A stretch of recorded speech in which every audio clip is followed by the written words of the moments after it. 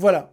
C'est tout ce que vous aurez en termes d'FX dans cette vidéo. Hello les Illustros et bienvenue dans cette première critique face caméra du mois Halloween 3. Aujourd'hui, critique assez courte sur un long métrage que vous ne connaissez sûrement pas. Ce long métrage s'intitule Carved. Mais avant cela, vous l'avez sûrement remarqué, il n'y a plus la grande affiche de Jojo Rabbit derrière moi pour la simple et bonne raison qu'après un mois de promesses de changement de décor, je change enfin réellement de décor. Le nouveau décor est pratiquement prêt, j'ai hâte de vous le montrer et j'espère qu'il vous plaira. Carved, c'est un film comédie, épouvante horreur, qui est sorti le 21 octobre 2024 sur la plateforme Hulu en Amérique, et qui est sorti le 21 octobre 2024 sur la plateforme Disney+, en France. Ce long métrage dure 1h30, il est réalisé par Justin Harding, qui je l'avoue était un parfait inconnu pour moi avant de découvrir l'existence de Carved, et ce film, je voulais absolument le voir dès que j'ai lu le résumé. Parce que ça avait l'air ultra méga fun. Un groupe de survivants se retrouve piégé dans un village de reconstitution historique lors de la fête d'Halloween où ils doivent s'unir pour combattre une citrouille intelligente et vengeresse. C'est génial! Je voulais voir ce film!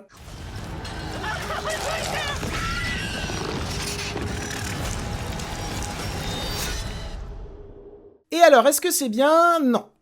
Est-ce que c'est nul? Non plus. On va dire que c'est moyen et je vais tenter d'expliquer pourquoi. Tout d'abord, je vais me concentrer sur les points qui m'ont plu, puis ensuite je vais enchaîner sur les points qui m'ont déplu, tout naturellement. En premier lieu, je trouve les 20 premières minutes du long métrage assez efficaces en tout point. J'aime beaucoup la première scène du long métrage où on va te faire croire que c'est la première scène de l'intrigue, mais en fait, c'est une scène qui va se passer bien plus tard dans le récit. Mais c'est assez intelligent pour teaser ce qui va se passer dans le récit, pour te mettre l'eau à la bouche, pour voir si cette citrouille intelligente et vengeresse va véritablement se déchaîner comme il faut. Aussi, j'aime beaucoup la façon dont on va présenter cette ville, ses habitants, puisqu'on va pas les présenter d'une manière classique. On va les présenter au travers d'un reportage par un journaliste. D'ailleurs, tout ce qui entoure ce journaliste est très drôle, parce que les habitants de cette ville, ils sont en train de créer un événement spécialement pour Halloween, et ils aimeraient bien qu'on parle de ça dans ce reportage. Sauf que le journaliste, lui, il est obsédé par une certaine tragédie qui s'est passée dans cette ville avec ses habitants un an plus tôt.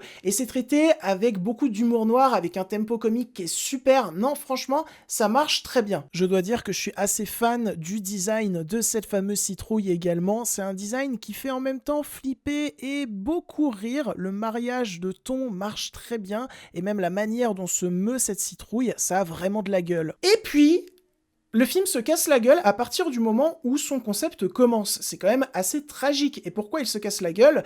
Parce qu'il tombe dans tous les pièges qu'il devait absolument éviter. J'ai eu cette discussion avec un pote avant de regarder le long métrage, où il m'a dit « ça a l'air génial comme concept, mais ça a l'air génial pour un court métrage ». En fait, il s'inquiétait de « est-ce que le réalisateur allait savoir gérer ce concept durant 1h30 ?» Et force est de constater que non.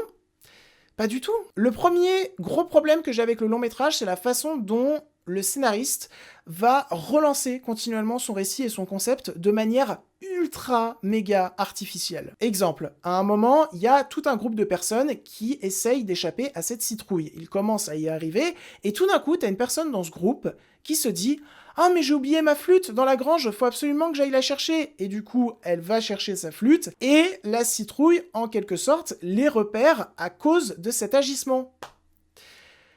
Premièrement, c'est débile. Deuxièmement, ça n'a aucun sens. Troisièmement, vous sentez l'artificialité de ce relancement d'intrigue. Ça n'apporte rien en termes d'intrigue, en termes de développement de personnages, et ça apporte encore moins de choses en termes de mise en scène. Et en fait, le long métrage va relancer son intrigue continuellement, comme ça, avec des choses qui sortent d'un chapeau et qui n'ont strictement aucun sens. Le deuxième gros problème que j'ai avec le long métrage, c'est ses incohérences. On va t'expliquer, on va même te montrer que cette citrouille, quand elle se prend un coup de fusil à pompe, quand même, dans la gueule, bah tout va bien pour elle. Par contre, à un moment, micro-spoil, on va menacer l'un des enfants de cette citrouille, et ça, j'avoue, c'est vachement drôle pour le coup, que cette citrouille ait des enfants. Et donc, on va menacer cette citrouille de tuer son enfant en plantant un couteau dans son enfant. Sauf qu'on a vu, 5 minutes avant, que ce type de citrouille ultra vénère, quand elles se prennent un coup de fusil à pompe dans la gueule, elles ne meurent pas. Alors, un coup de couteau,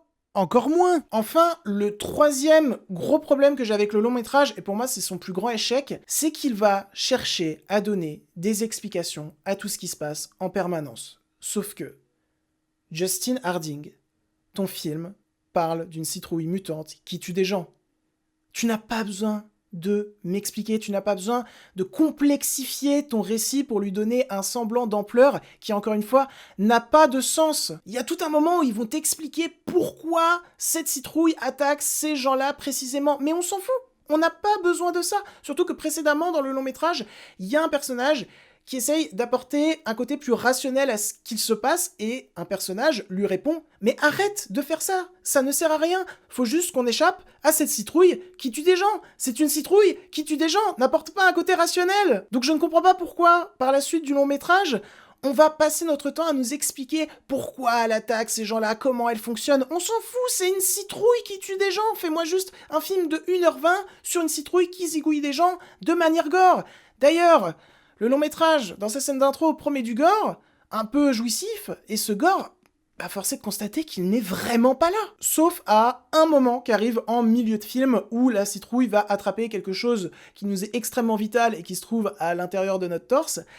Et la façon dont c'est réalisé, l'esthétique du crade, il y a un truc jouissif, il y a un truc imaginatif, ça marche bien. Mais sinon, le reste du temps, il n'y a pas grand-chose. Et puis même, quand on y repense, la mise en scène, à part dans ces 20 premières minutes, ne propose pas grand-chose d'intéressant. C'est souvent chant, contre-chant, c'est extrêmement classique. Extrêmement classique. Si ce n'est donc le moment gore un petit peu jouissif en milieu de film, on garde un film qui est bourré d'artificialité, d'incohérence, de complexité, qui ne sert à rien. Tout ce qui est développement de personnages, c'est ultra bateau, c'est du déjà vu, et à la rigueur, tu peux prendre des développements de personnages qui de base sont ultra déjà vus, mais leur apporter v'là la nouveauté. Et là, non, j'ai même ressenti une certaine flemme à l'écriture au niveau du développement de personnages qui est vraiment désagréable. On a l'impression que le réalisateur, le scénariste, veut se concentrer à fond sur son concept, sauf qu'il se concentre à fond sur son concept de la mauvaise des manières, comme j'ai dit,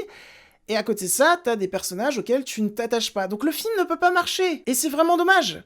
Parce que imaginez la pépite d'Halloween qu'on aurait pu avoir, un film sur une citrouille mutante qui tue des gens.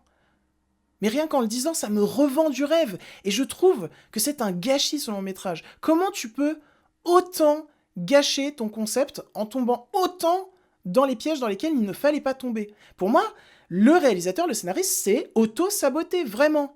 Comme, pourquoi avoir choisi ces acteurs et ces actrices qui, je suis désolé, n'ont rien fait de glorieux avant, et je pense que c'est normal, parce que c'est pas des très bons acteurs, c'est pas des très bonnes actrices. Allez, je suis mauvaise langue, il y a une scène qui m'a touché à un moment. Et c'est tout. Mais donc voilà, c'est très décevant. C'est sur Disney+, si ça vous intéresse, mais je vous conseille honnêtement de passer votre chemin. Je vous conseille plus de regarder sur Disney+, Hold Your Breath, qui est un film qui colle bien avec l'ambiance Halloween et qui, lui, en termes de mise en scène ou d'écriture, est juste fou. Sur ce, j'espère que cette petite critique facecam vous aura pu intéresser et divertir. Si c'est le cas, n'hésitez pas à la liker, commenter et partager sur vos réseaux sociaux. N'oubliez pas de vous abonner à la chaîne également. Tous mes réseaux sont en description, n'hésitez pas à aller me suivre dessus car je suis très présent. Sur ce, on se retrouve bientôt pour la suite du mois Halloween, où je parlerai cette fois-ci d'un bon film, mais bon, ça fait du bien de parler de mauvais films de temps en temps. Et je vous dis, salut!